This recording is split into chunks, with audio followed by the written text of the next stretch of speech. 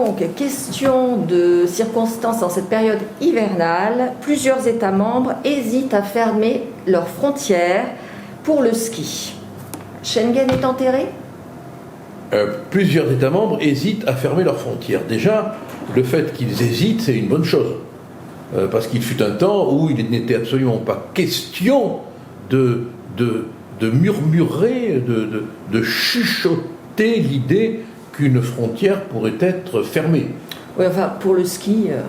Non, mais là, c'est aberrant. Enfin, je trouve que le fait de fermer des frontières pour empêcher les gens d'aller skier, ça relève quand même de la psychiatrie des hauteurs. Hein. On est dans quelque chose d'incroyable. Alors, on assiste à un bras de fer.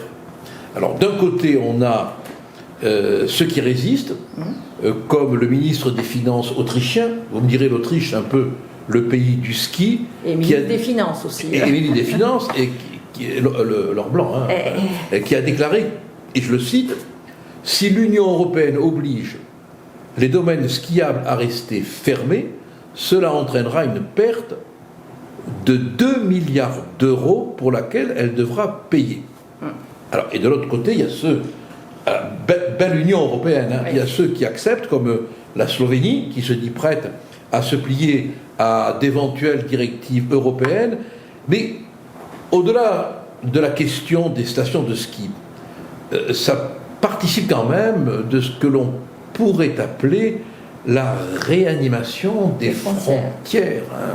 Bon, on voit progressivement l'idée... Le Covid est passé par là. Voilà, le Covid est passé par là, et on voit progressivement l'idée de frontières réapparaître. Alors il y a tout un faisceau d'indices qui tendent à montrer que l'Union n'est pas à la hauteur.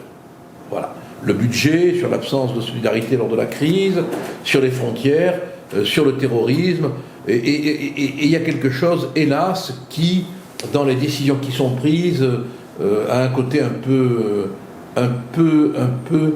burlesque.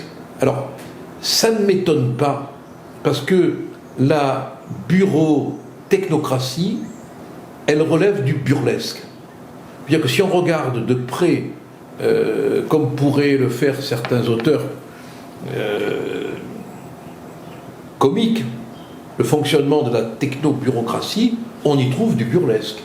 Par exemple, cette histoire de ski, elle est complètement